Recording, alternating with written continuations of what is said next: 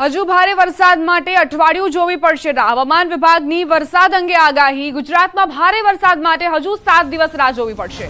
ગુજરાતમાં 7 દિવસ સામાન્યથી મધ્યમ વરસાદની આગાહી કરાઈ છે. આજે ગુજરાતના 10 જિલ્લામાં વરસાદની આગાહી છે. મહીસાગર, દાહોદ, છોટાઉદેપુર, સુરત, ડાંગ, નવસારી, વલસાડ, તાપી, દમણ, દાદરાનગર હવેલી ઉપરાંત સૌરાષ્ટ્રના અમરેલી અને ભાવનગરમાં વરસાદ થઈ શકે છે.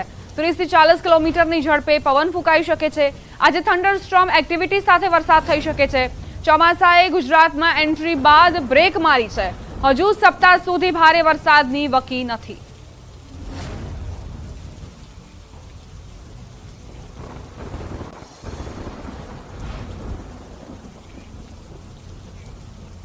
તો આખરે આજે ક્યાં ક્યાં વરસાદની આગાહી કરવામાં આવી છે તેને સમજવાનો પ્રયત્ન કરીએ. અત્યારે ચોમાસું સ્થિર જોવા મળી રહ્યું છે, એટલે જે દક્ષિણ ગુજરાતનો પટ્ટો છે અને સૌરાષ્ટ્રના કેટલાક ભાગો છે તે પ્રભાવિત જોવા મળશે.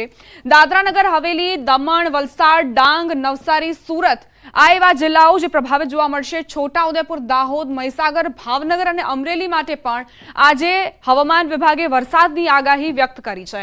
તો આ આજના દિવસની જાણકારી છે. હવામાન વિભાગ તરફથી અનુમાન વ્યક્ત કરવામાં આવ્યું છે. અત્યારે જે ક્યાંક પ્રી મોન્સૂન એક્ટિવિટીના ભાગરૂપે પણ વરસાદ વરસી રહ્યો છે, તો ક્યાંક વલસાડની વાત કરીએ એ એવા જિલ્લાઓ છે જે ચોમાસું સ્થિર થઈ ગયું છે, હજુ આગળ નથી વધી રહ્યું. હવે આગળ વધીએ અને આખરે કેવા પ્રકારની સ્થિતિ કાલ માટે પણ હવામાન વિભાગે વ્યક્ત કરી છે તે પણ તમને જણાવીશું. આજની આ સ્થિતિ છે. દક્ષિણ ગુજરાતના આ જિલ્લાઓ પ્રભાવિત જોવા મળશે. આ સિવાય છોટાઉદેપુર, દાહોદ અને મહીસાગરમાં પણ વરસાદ વરસી શકે છે. તો આ પ્રકારની સ્થિતિ આજની માટે હવામાન વિભાગે વ્યક્ત કરી છે. डेटो की बात करेंगे जहाँ पे आइसोलेटेड प्लेसेस पे लाइट रेन और साथ में थंडर स्टॉर्म होंगे गुजरात रीजन के. वो डिस्ट्रिक्ट है दाहोद, महीसागर, छोटा उदयपुर, सूरत, डांग, नवसारी, वलसाड़, तापी, दमन और दादरा नगर हवेली. और डे 3 की बात करेंगे जहाँ पे आइसोलेटेड प्लेसेस पे लाइट रेन का पूर्वानुमान दिया गया है. वो डिस्ट्रिक्ट है छोटा उदयपुर, डांग, नवसारी, वलसाड़, तापी, दमन और दादरा नगर हवेली. और डे 4, डे 5 और डे 6 की बात करेंगे जहाँ पे आइसोलेटेड प्लेसेस पे लाइट रेन होने का पूर्वानुमान दिया गया है. वो डिस्ट्रिक्ट है नवसारी, वलसाड़, तापी, दमन और दादरा नगर हवेली. और डे 7 के लिए सूरत, डांग, नवसारी, वलसाड़, तापी, दमन और दादरा नगर हवेली में लाइट रेन होने का पूर्वानुमान दिया गया है. और उसके बाद से जो एक्टिविटी है वो वीक हो गई है. तो अभी तक आने वाले 7 दिनों में लाइट रेन ही कुछ जो डिस्ट्रिक्ट बताए गए थे उन डिस्ट्रिक्ट पे होंगे. રાજ્યમાં આજે કેટલાક વિસ્તારોમાં વરસાદી માહોલ છે. ડાંગના આહવાની વાત કરીએ. ગલકુંડ વિસ્તારમાં આભ ફાટ્યું. ડુંગર પર ભારે વરસાદ. ખાપરી નદીમાં ઘોડાપુર નદીમાં અચાનક પૂર આવતા લોકો પણ આશ્ચર્યમાં મુકાયા. ખાપરી નદીના કેચમેન્ટ એરિયામાં આવતા ડુબાઉ કોઝવે પર નદીના પૂર ફરી વળતા થોડા સમય માટે વાહન વ્યવહાર ઠપ થયો.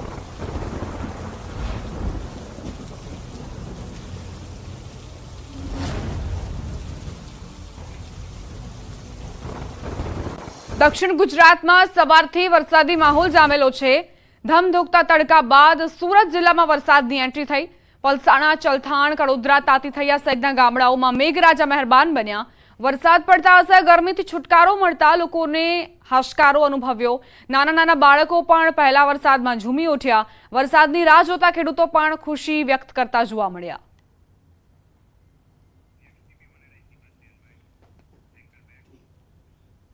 રાજકોટ જિલ્લાના ઘણા જળાશયો તળિયા ઝાટક. રાજકોટ સિંચાઈ વિભાગ અંતર્ગત કુલ 27 જળાશયો આવે છે, જેમાંથી 17 જળાશયોમાં 0% થી 8% સુધી જ પાણીનો જથ્થો છે.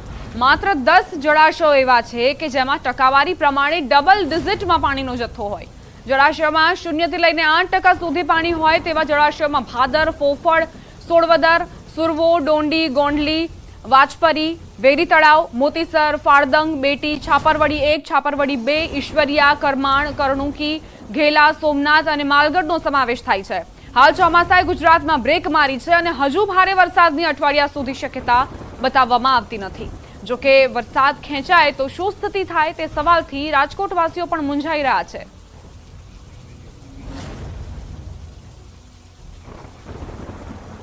પંચમહાલ નીટ પરીક્ષા ચોરી પ્રકરણમાં તપાસ તેજ 5 આરોપીઓ પૈકી જય જલારામ સ્કૂલ આચાર્ય પરસોત્તમ શર્માએ ગોધરા સેશન્સ કોર્ટમાં રેગ્યુલર જામીન અરજી કરી। આજે ગોધરા સેશન્સ કોર્ટમાં સુનાવણી થશે। અગાઉ સેશન્સ કોર્ટે આરોપી તુષાર ભટ્ટની જામીન અરજી કરી છે નામંજૂર। પોલીસ દ્વારા આરોપીઓના મોબાઈલ અને અન્ય ઇલેક્ટ્રોનિક્સ ડિવાઇસ કબજે લઈને એફએસએલમાં મોકલવામાં આવ્યા છે। તો આજે ગોધરા સેશન્સ કોર્ટમાં સુનાવણી હાથ ધરવામાં આવશે। જો કે અગાઉ સેશન્સ કોર્ટે આરોપી તુષાર ભટ્ટની જામીન અરજી નામંજૂર કરી હતી। હવે આચાર્ય પરસોત્તમ શર્મા તેની સામે કોર્ટ કેવા પ્રકારનું વલણ અપનાવે છે તે જોવાનું રહેશે, કારણ કે રેગ્યુલર જામીન અરજી તેણે પણ કરી છે।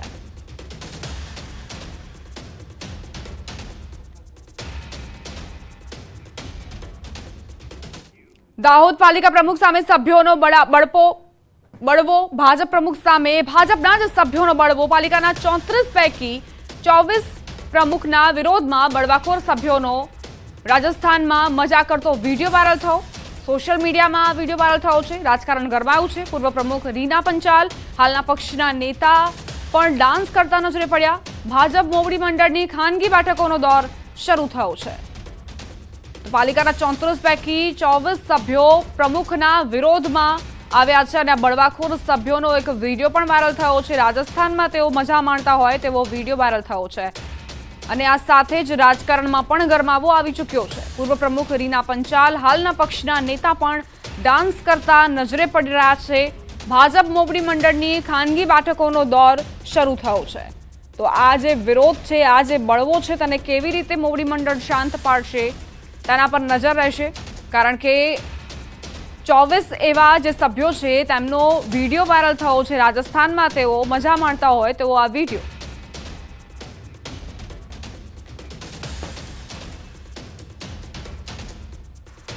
બુલેટિનમાં રોકાઈશું એક નાનકડા વિરામ માટે। આપ જોતા રહો ન્યૂઝ 18 ગુજરાતી।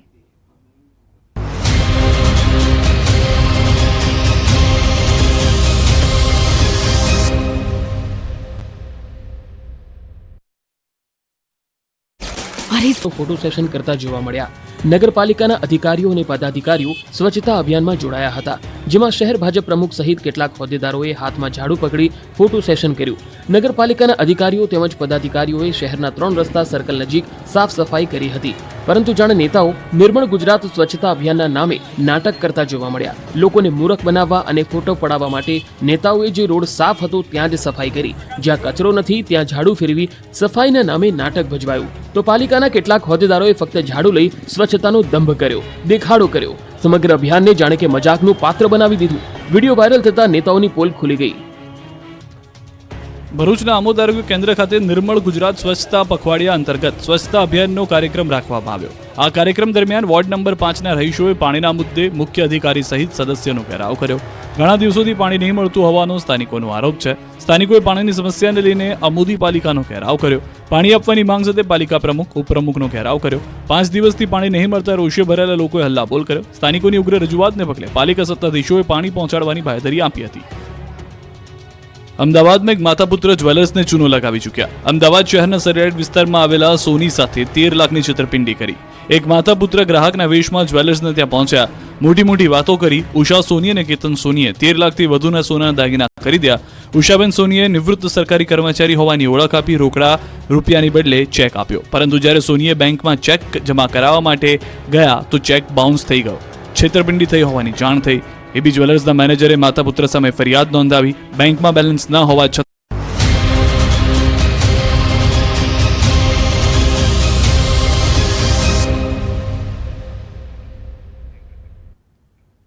Welcome back.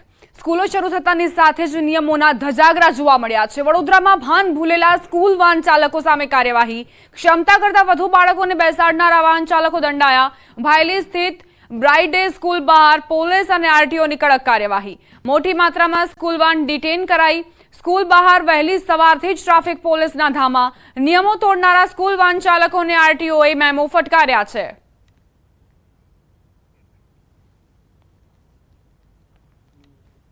વાહન ચાલકની બધી જવાબદારી બને, કારણ કે પોતાના ઘરનું બાળક હોય એવી રીતે જ બીજાનું બાળક પણ સાચવીને લાવવું જોઈએ। જો સાહેબ વાહન ડિટેન થઈ જાય તો બાળકોનું ભણતર બી બગડી શકે છે।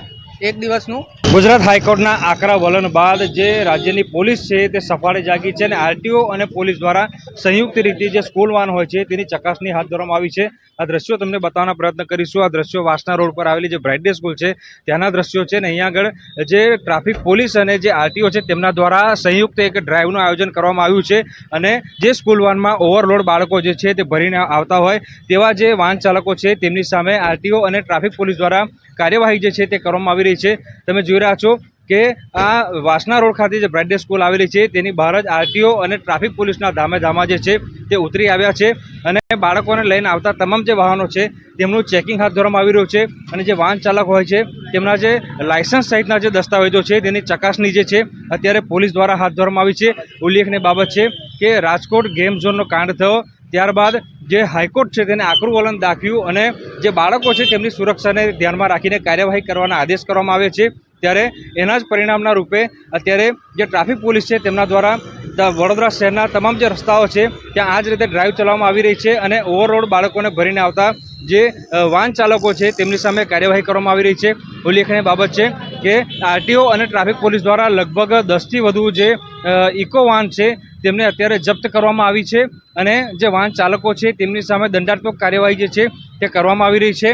મોટાભાગના જે વાહન ચાલકો છે તે ઓવરલોડ બાળકોને ભરીને આવતા હતા જેના કારણે જે ટ્રાફિક પોલીસ અને આરટીઓ છે તેમના દ્વારા આ કાર્યવાહી કરવાની ફરજ પડી છે.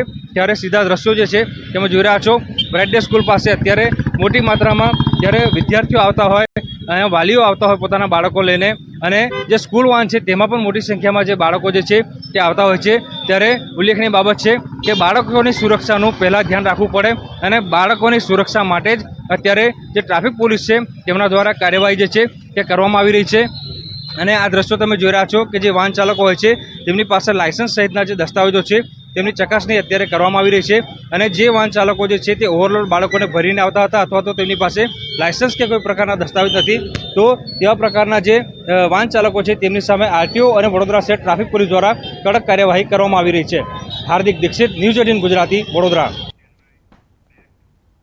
સુરેન્દ્રનગરમાં આરટીઓ અને પોલીસના સંયુક્ત ચેકિંગના વિરોધમાં સુરેન્દ્રનગરના સ્કૂલ વાહન ચાલકો હડતાળ પર ઉતર્યા છે. અંદાજે 100થી વધુ રિક્ષા, વાહન તેમજ સ્કૂલ બસ સહિતના ચાલકો કામગીરીથી અળગા રહી હડતાળ પર ઉતર્યા છે.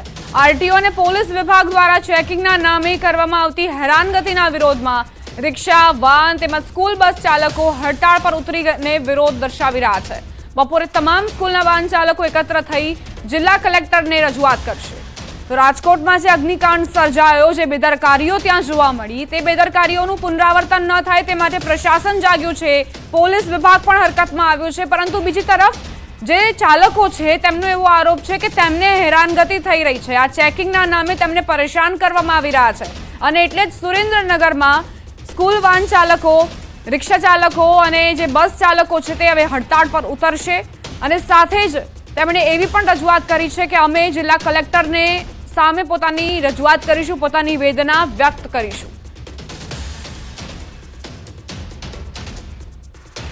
ગીર સોમનાથના ઉનાના મુખ્ય બજારમાં ફરી એકવાર આખલાનો આતંક જોવા મળ્યો છે. સતત વ્યસ્ત રહેતા પોસ્ટ ઓફિસ ચોક વિસ્તારમાં આખલા વચ્ચે યુદ્ધ થતા લોકોના જીવ તાળવે ચોંટી ગયા. આખલાએ અનેક બાઇકને ચપેટમાં લીધી હતી. બીજી તરફ આખલાની લડાઈના કારણે લાંબા સમય સુધી રસ્તો પણ બંધ રહ્યો હતો. થોડીવાર માટે લોકોમાં અફરાતફરી મચી ગઈ હતી.